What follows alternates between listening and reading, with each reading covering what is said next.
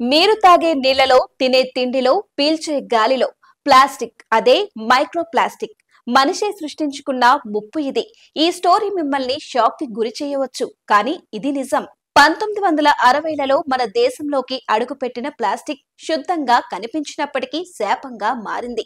తక్కువ ఖర్చుతో ఎక్కువ వాడుకతో ప్రతి ఇంటిని ముట్టడించింది. Bucket, box, packet, cover, tiffin నేడు ప్లాస్టిక్ లేకుండా జీవితమే లేదనేలా మారింది పరిస్థితి. చూసేందుకు పదార్థంగా చిన్నదైనా ప్రాణాంతకంగా మారుతోంది మైక్రో ప్లాస్టిక్.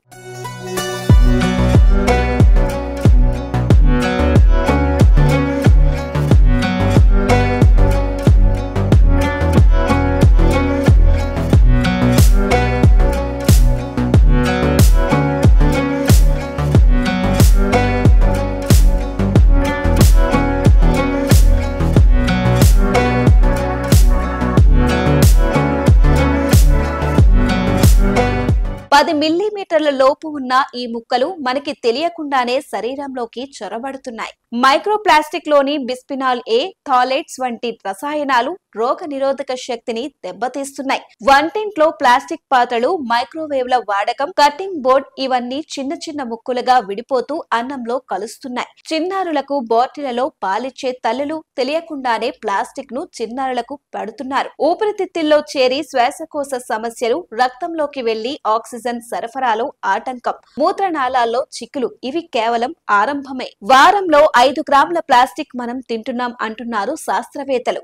ఆ విధంగా చూస్తే నెలకు 4 క్రెడిట్ కార్డులంతా ప్లాస్టిక్ ను మింగుతున్నట్లే. పశువులు, పక్షులు, చేపలు, తేనెటీగలు ఏ మూగజీవికి మైక్రో ప్లాస్టిక్ ప్రమాదం నుంచి మినహాయింపు లేదు. చేపల్లో ప్లాస్టిక్, మేకల్లో ప్లాస్టిక్, తేనెలో ప్లాస్టిక్, ఉప్పులో ప్లాస్టిక్.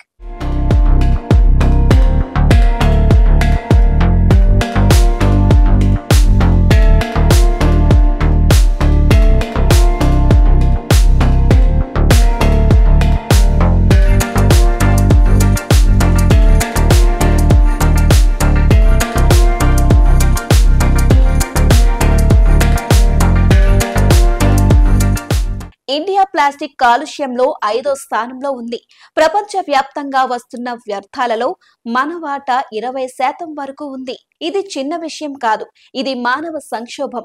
యూకేలో టైర్ కలెక్టివ్, ఆస్ట్రేలియాలో మ్యాగ్నెటిక్ పౌడర్, బెంగళూరులో హైడ్రోజెల్, అమెరికాలో సముద్ర రోబోలు. ఈ ప్రయోగాలు ప్రారంభ దశలో ఉన్న ఆశను నింపుతున్నాయి. మనం ఏమి చేయగలం? చాలా చిన్న విషయం, కానీ మార్పునకు పెద్ద అడుగు. ప్లాస్టిక్ వినియోగాన్ని తగ్గించండి, మళ్లీ వాడండి, క్రమంగా రీసైకిల్ చేయండి. ఇదే RRR ఫార్ములా. ప్లాస్టిక్ విషమవుతోంది.